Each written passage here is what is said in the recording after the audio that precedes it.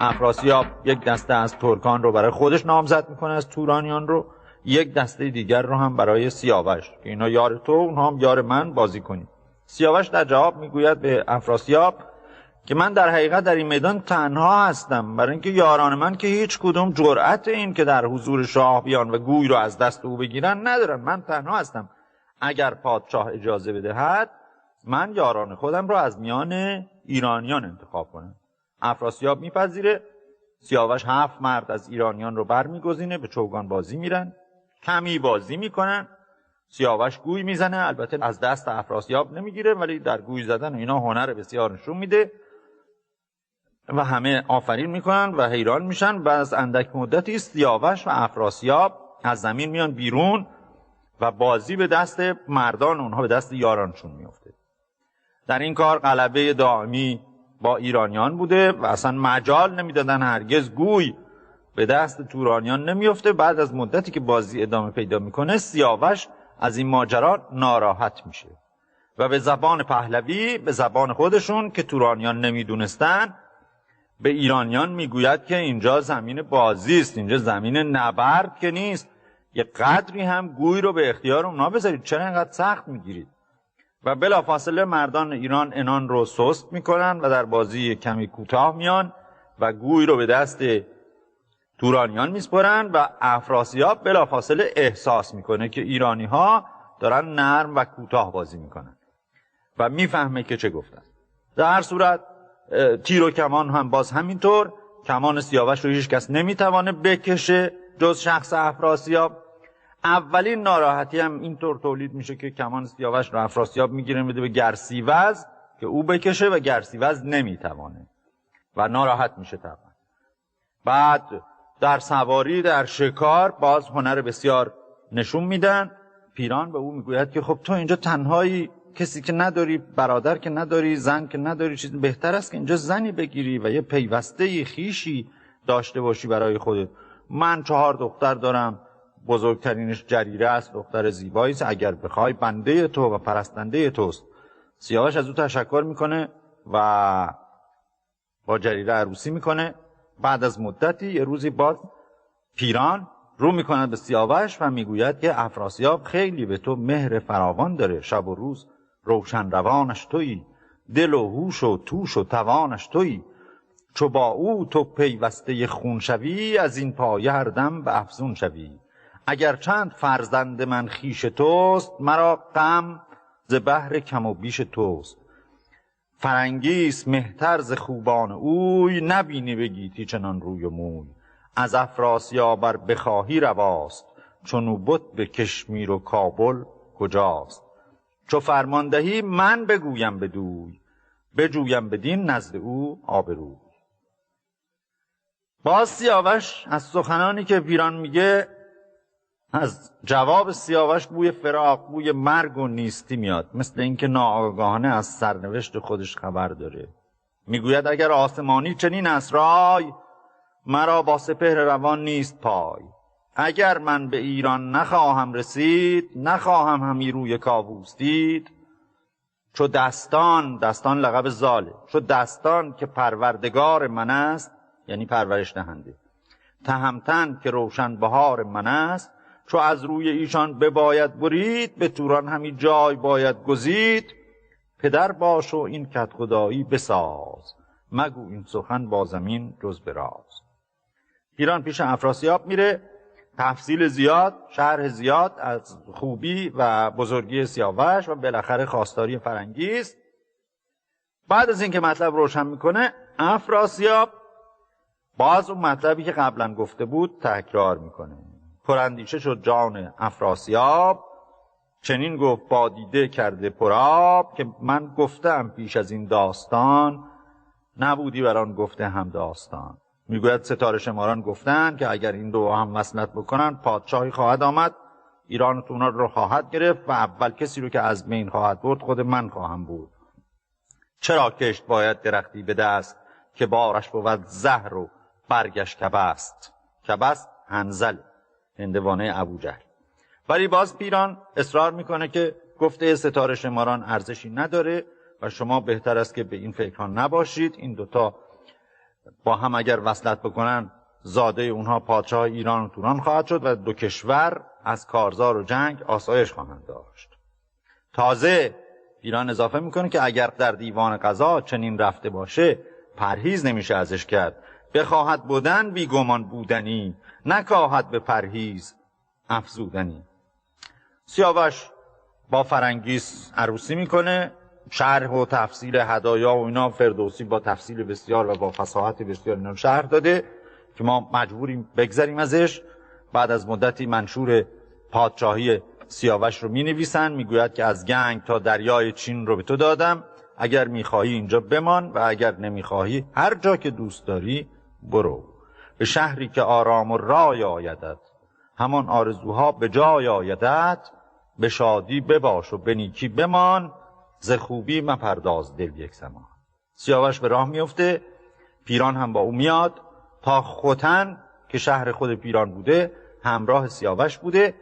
بالاخره سیاوش زمین مناسبی رو که بسیار از نظر طبیعی خوب بوده انتخاب میکنه و میگه من اینجا شهری میخوام بسازم و از اخترشماران میپرسه که ساختن این شهر اینجا چطوره.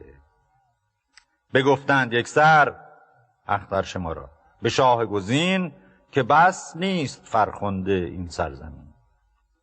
سیاوش باز از این ماجرا اندوهگین میشه و اظهار ناراحتی میکنه، ولی پیران میگوید باز گفت ستاره شماران رو تکذیب میکنه و میگوید که هیچ جا در جهان مثل گنگدژ همونجا که رسیدن نیست. ولی سیاوش میگوید که چو خرم شود جای آراسته، پدید آید از هر سوی خواسته، نباشد مرا زندگانی دراز، ز کاخ و ز ایوان شوم بی نیاز. شود تخت من گاه افراسیاب، کند بی گنه مرگ بر من شتاب. پیران میگوید ابدا، هرگز چنین اندیشه بدی مکن. افراسیاب در تمام بلاها پشتیبان توست، تو رو مثل چشم خودش دوست داره. پادشاهی انگشتری است در انگشت تو و من هم تا جان دارم میکوشم که پیمان تو رو نشکنم و نگذارم که بادی به تو بوزه و هوا سر مویی از تو رو پریشان بکنه. ولی سیاوش در جواب پیران میگوید که اینجا دیگه کاملا صریحه. میگوید من آگاهی از فر یزدان دهم، هم از راز چرخ بلند آگهم. بگویم تو را بودنی ها درست، ز ایوان و کاخ اندر آیم نخست. بدان تا نگویی چو بینی جهان، که این بر سیاوش چرا شد نهان. فراوان بدین نگذرد روزگار، که بر دست بیدار دل شهریار. شوم زار من کشته بر بیگناه، کسی دیگر آراید این تاج و گاه. ز گفتار بدخواه و از بخت بد، چنین بیگنه بر سرم بد رسد. ز کشته شود زندگانی دژم، برآشوبد ایران و توران به هم. و دنبالش جزئیات مطالب رو که بعد این چه اتفاقهایی خواهد افتاد به تفصیل پیشگویی میکنه. پیران باز هم سعی میکنه که سیاوش رو دلداری بده، او رو تشویق میکنه که به این شاد باشه، خوش باشه، از این اندیشه های بیهوده نکنه. اما در دل خودش پیران چنین گفت که از من بد آمد به من. گر او راست گوید همی این سخن، برا من کشیده به توران زمین. پراکندم اندر جهان تخم کین، شمردم همی باد گفتار شاه. چنین هم همی گفت با من پگاه. میگه دیروز افراسیاب اصرار کرد که چرا این کارو بکنیم، ولی من رأیش زدم و این تقصیر منه. پیران هفته‌ای پیش سیاوش میمانه. بعد افراسیاب او رو میفرستد برای گرفتن خراج و مالیات به سفر دور و درازی که از شهرهای گوناگون مالیات جمع کنه. سیاوش هم در جای خودش سعی میکنه که شهری بسازه، شهر بسیار با شکوه زیبایی به نام شهر سیاووشگرد. فردوسی تفصیل این شهر رو میگوید که از ناز و نعمت و باغ و طبیعت زیبا و اینها چه بود و بعد کاخ خود سیاوش رو شرح میده و میگوید که بر ایوان نگارید چندی نگار، ز شاهان و از بزم و از کارزار، نگار سر تاج کاووس شاه، نگارید با یاره و گرز و گاه. بر تخت او رستم پیلتن، همان زال و گودرز و آن انجمن. ز دیگر سو افراسیاب و سپاه، چو پیران و گرسیوز کینه‌خواه. به هر گوشه‌ای گنبدی ساخته، سرش را به ابر اندر افراخته. نشسته سراینده رامشگران، سر اندر ستاره سران سران. سیاووش گردش نهادند نام، همه شهر زان چارسان شادکام. پیران وقتی از سفر برمیگرده میبینه که شهر سیاووشگرد آماده شده، ساخته شده، بسیار تحسین میکنه و خیلی از این شهر خوشش میاد، به طوری که وقتی که برمیگرده نزد افراسیاب و افراسیاب احوال سیاوش و کار و روزگار او رو میپرسه، در جواب میگوید که سیاوش در اون ناحیه در گنگدش شهری ساخته است که نظیر او در دنیا نیست. افراسیاب بسیار خوشحال میشه و چند روز بعد به برادرش گرسیوز میگوید که بهتر است تو بروی تا سیاووشگرد و اونجا ببینی که آیا واقعا بعد از اینکه شاهزاده ایرانی این شهر رو ساخته و در اونجا موندگار شده، آیا واقعا به توران دل بسته و دیگه در توران مقیم شده یا یادی از ایران میکنه یا نمیکنه. حال و روزگار او رو برای من بگی. برای فرنگیس هم هدیه زیاد ببر و 2 هفته هم در اونجا بمان و برگرد. گرسیوز میره. طبعا سیاوش از او استقبال بسیار زیادی میکنه، مهربانی بسیار، پذیرایی بسیار شاهانه. و در همین روزگار اقامت گرسیوز در سیاووشگرد بوده که دختر پیران جریره که آبستن بوده از سیاوش پسری میآورد که او رو نامش رو میگذارن فرود. فرود هم در شاهنامه داستانی دارد و داستان باز کشته شدن یه تراژدی هم به نام فرود هست. سیاوش و پسرش فرود کشته میشن. سیاوش در جشن تولد فرود بخشش بسیار میکنه، هدیه‌های بسیار میده، جشن بسیار مفصلی میگیره به نحوی که باعث حسادت گرسیوز میشه. دل و مغز گرسیوز آمد به جوش، دگرگونه تر شد به آیین و هوش. به دل گفت سالی بر این بگذرد، سیاوش کسی را به کس نشمرد. اما نهان دل خویش پیدا نکرد، همی بود پیچان و رخسار زرد. بالاخره در این روزها، طبعا روزهای اقامت گرسیوز در سیاووشگرد، برنامه تفریحاتی چیزهایی هم داشتن و از جمله قرار میشه که در میدون هنرنمایی کنن. سیاووش دستور میده که 5 زره رو به هم ببندند و در میدان روی چوبی چیزی نصب بکنن و سیاوش سوار بر اسب میاد به تاخت با نیزه و این 5 زره رو از هم میدره به وسیله نیزه و به سوی پرتاب میکنه. ولی سواران ترکان هم هر کدوم وقتی میان این کار رو بکنن به هیچ وجه نمیتوانن این زره رو اصلا حتی با نیزه بلند کنن تا چه رسد به او آسیبی برسونن و خفیف میشن.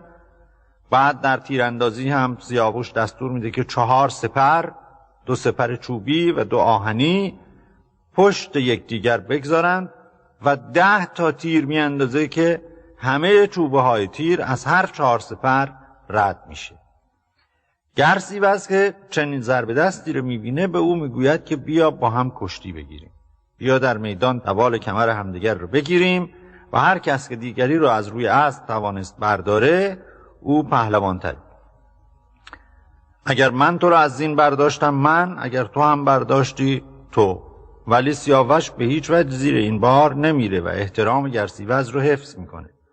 سیاوش بدو گفت که این خود مگوی، که تو مهتری شیر و پرخاش جوی. ز گیتی برادر تویی شاه را، همی زیر نعل آوری ماه را. ز یاران یکی شیر جنگی بخوان، بر این تیز تکبارگی برنشان. میگوید اگر میخواهی که پهلوانی و کشتیگیری و چیزی هم باشه، یکی از مردان خودت رو بخواه که با من دست و پنجه‌ای نرم کنه. به اصطلاح گرسیوز کسی رو از تورانیان میخواد، مردی به نام گرویزره که بعد قاتل سیاوش هم خواهد شد و خواهیم دید، داوطلب میشود و میگوید که اگر کسی هم نبرد سیاوش نیست، من حاضرم به میدان او بروم. وقتی که گرویزره یک چنین لافی میزنه، سیاوش از این سخن خوشش نمیاد. گرسیوز هم به گرویزره میگوید که هیچ کس از تورانیان حریف سیاوش نیست و بیخود ادعای بیهوده مکن. سیاوش در برابر این لاف گرویزره میاد کار دیگری میکنه. به گرسیوز میگه که سیاوش بدو گفت که از تو گذشت، نبرد دلیران مرا خار گشت.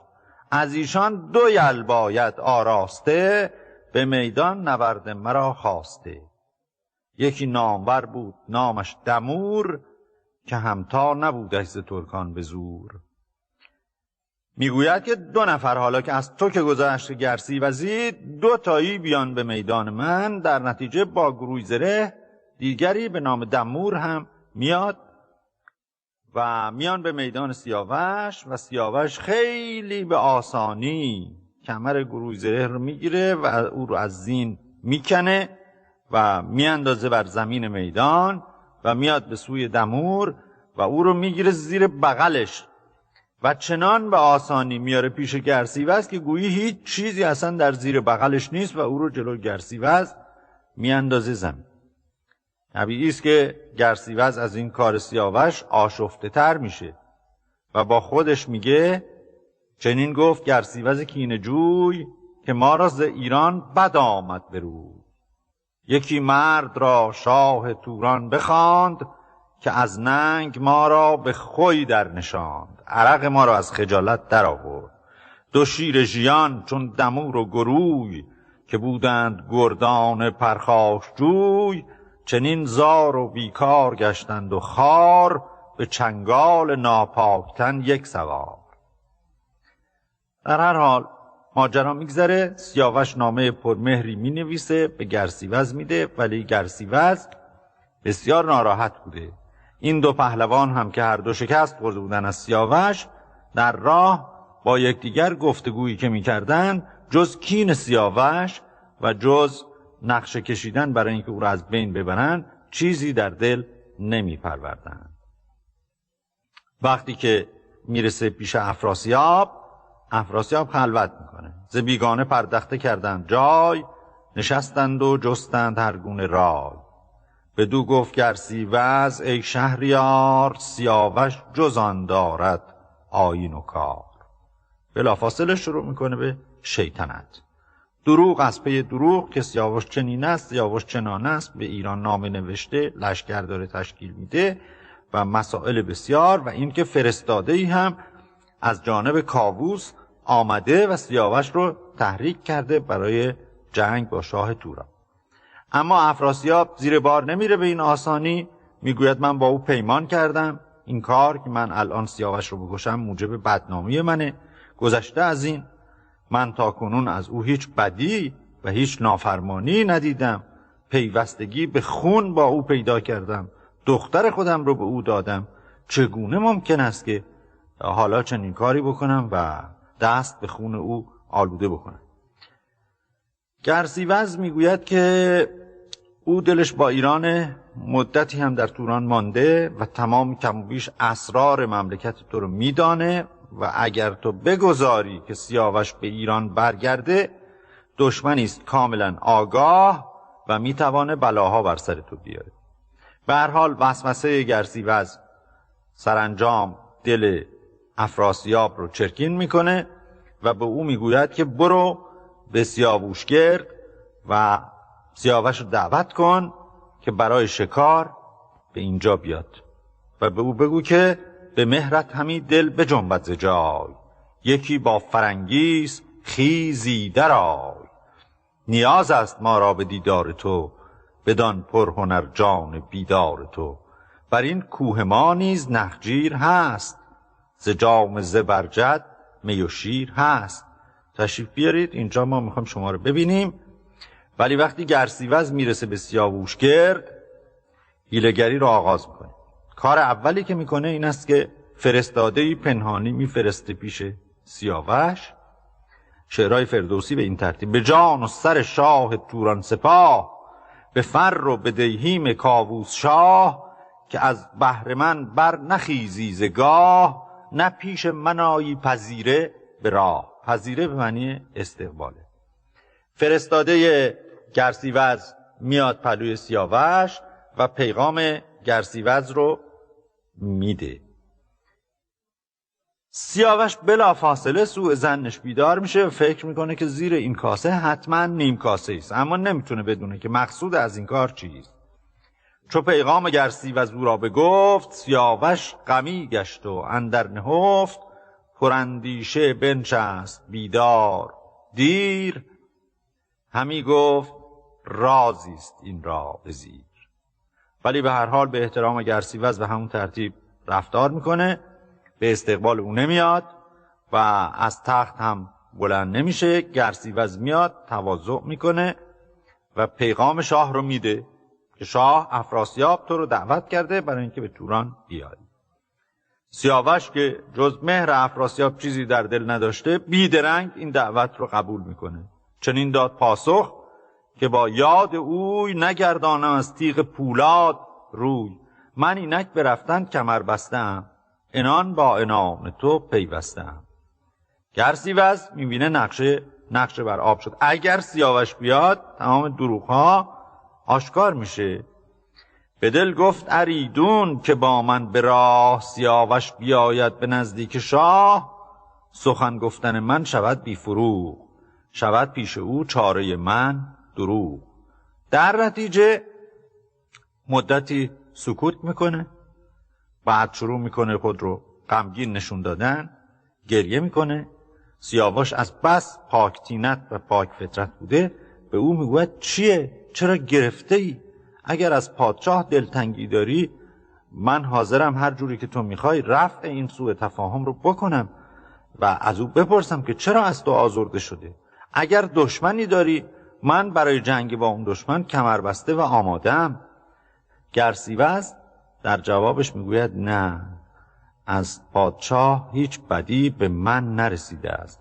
من از سرنوشت تو نگرانم، برای اینکه این بدی از او آمده است و نژاد اینها بدکاره و امروز دلی دارد از تو پر از درد و کین. ندانم چه خواهد جهان آفرین، تو دانی که من دوستدار تو هم، به هر نیک و بد ویژه یار تو هم. و بدگویی بسیار از افراسیاب. سیاوش با تمام اون گفته ها میگوید که سرنوشت عوض شدنی نیست، هرچه بر سر من باید بیاد میاد و اگرچه بد آید همی بر سرم، هم از رای و فرمان او نگذرم. بیایم برش هم کنون بی سپاه، ببینم که از چیست آزار شاه. باز میگه من میام پیش افراسیاب. گرسیوز ناچار برای اینکه نگذاره سیاوش پیش افراسیاب بیاد و نقشه او نقشه بر آب بشه، چاره دیگری میاندیشه.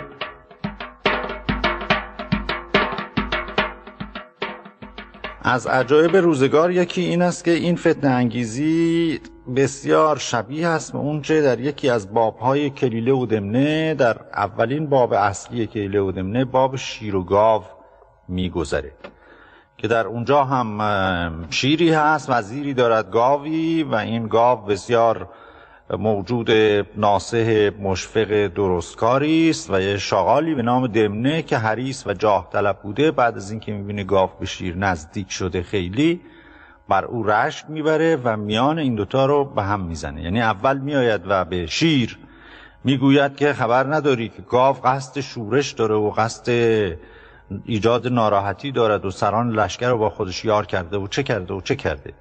شیر اول باور نمیکنه و اینا، میگوید که نه این علائم داره و بعد من به شما ثابت خواهم کرد. میره پیش گاو و میگوید که من خیلی از خوی بد شیر بر تو ناراحتم با همه این اخلاص و ارادت و محبتی که تو کرده ای به او، ولی او قصد ریختن خون تو رو داره و از روز اول تو نباید می اومدی، تو طعمه او بودی و بی خود آمدی در دستگاه شیر و الان خیلی از تو ناراحت است. تو میگوید من کاری نکردم، چیزی نکردم. میگه بله او کاری لازم نداره، ولی الان دلگیر شده است از تو، ناراحت شده است و قصد ریختن خون تو رو داره. میگوید خب من چه بکنم؟ میگه هیچی، اگر رفتی و دیدی که شیر چنین چنان میکنه و دم میجنبانه و دم به زمین میزنه و قررش میکنه، بدون که قصد خونریزی داره و تو هم برای دفاع خودت آماده باش. بعد میاد پهلوی شیر، میگوید که الان گاو به خدمت میاد و خواهید دید که شاخاشو داره تیز میکنه و خودش آماده نبرد میکنه و آماده پیکار میکنه و این چیزها، و گاو بیچاره‌ام به همین صورت، شیرم خشمگین میشه طبعا، گاو به همین صورت میاد و هر دو به هم گلاویز میشن و طبیعی است که به کشته شدن گاو منجر میشه عیناً به همین ترتیب. و این فتنه انگیزی گرسیوز به طرز شگفت انگیزی با اون حیله‌گری دمنه در کیله و دمنه شباهت داره و جزئیاتش رو الان بنده فرصت و حضور ذهن ندارم که به عرض برسونم و اینا رو مقایسه کنم، ولی کاملا شبیه. در اینجا سیاوش آماده است برای اینکه بیاد پهلوی افراسیاب. هرچه گرسیوز بدگویی از افراسیاب میکنه، باز سیاوش میگوید سرنوشت من همین است و تغییر پذیر نیست و من خواهم آمد. وقتی که گرسیوز میبینه که دروغ خواهد گذشت، به او میگوید که نه، این کار درست نیست، بهتر است تو شتاب نکنی، من برمیگردم و در اونجا کوشش میکنم بلکه آبی به آتش خشم افراسیاب بزنم.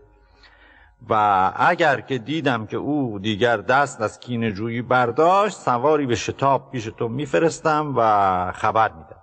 و اگر هم دیدم نه، او همچنان بر تصمیم خودش در بدخویی باقی است و قصد ریختن خون تو رو داره، باز سواری به شتاب به طرف تو میفرستم و آگاهی به تو میدم که تو بلکه جانی به در ببری و سر خود رو بگیری و از توران بیرون بری. از اینجا تا چین 120 فرسنگ و تا ایران 330 فرسنگه و تو میتونی به هر یک از این دو راه که بخوای بری و جانت رو به در ببری. میگوید خب من چه عذری بنویسم؟ بنویس که فرنگیس آبستنه و الان ناراحته از نظر آبستنی و گرفتاری حمل داره و من در اینجا پرستار او هستم، نمیتونم او رو تنها بذارم، اگر اجازه بدن بعد از اینکه حالش بهتر شد بیام. سیاوش هم یه چنین نامه‌ای می‌نویسه، باز پر از مهر و عذرخواهی که من هم خیلی مشتاق دیدار شاه هستم، ولی فرنگیس نالان است و گرفتار است و اگر اجازه بفرمایید بعد از اینکه حال او بهتر شد خواهم آمد. گرسیوز نامه رو که میگیره به شتاب تمام، یعنی با عوض کردن اسب‌های بسیار زیاد در سر راه و بدون اینکه شب و روز از تکاپو باز بایسته، 3 روزه خودش رو به توران میرسونه و روز 4م میاد پیش افراسیاب. افراسیاب از اون میپرسد که چرا اینقدر با شتاب آمدی؟ گرسیوز جواب میده که سیاوش نکردیچ بر کس نگاه، پذیره نیامد مرا خود به راه. میگه به هیچ کس نگاه نکرد، استقبال هم از من نکرد، سخن نیز نشنید و نامه نخواند، مرا پیش تختش به زانو نشاند. اول گفته بود که بلند نشی از پیش من و به استقبال من نیای، بعد این رو گناه سیاوش قلمداد میکنه. ز ایران بدو نامه پیوسته شد، به مادر همی مهر او بسته شد. سپاهی ز روم و سپاهی ز چین، همی هر زمان برخروشد زمین. تو در کار او گر درنگ آوری، مگر باد زان پس به چنگ آوری. میگوید سپاه تهیه کرده حاضر. افراسیاب بسیار خشمگین میشه و بیدرنگ دستور میداده که سپاه آماده بشن و حرکت کنن به سوی سیاوشگرد. سیاوش از اون طرف با ناراحتی و درد بسیار میاد و فرنگیس رو در جریان مسائل میگذاره و میگوید که افراسیاب از من خشمگینه و گرسیوز چنین گفت و قضایا این طور است و حالا او رفته است بلکه آتش خشم افراسیاب رو تسکین بده و من به انتظار خبر او هستم. مدتی کوتاه میگذره، شب سیاوش خواب وحشتناکی میبینه و وحشت زده از خواب بیدار میشه و برای فرنگیز خوابش رو اینطور تعریف میکنه: چنین دیدم ای سرو سیمین به خواب، که بودی یکی بیکران رود آب، یکی کوه آتش به دیگر کران، گرفته لب آب نیزه وران. ز یک دست آتش ز یک دست آب، به پیش اندرون پیل و افراسیاب. بدیدی مرا روی کرده دژم، دمیدی بر آن آتش تیز دم. و میگوید که تعبیر این خواب جز مرگ من نیست، اما دستور میده که لشکر بسیج کنن. طلایه او پیشرو سپاهش فوراً از دشت برمیگرده و میگه افراسیاب رسید. از سوی گرسیوز هم سواری میآید. پیغام گرسیوز این بوده: نیامد ز گفتار من هیچ سو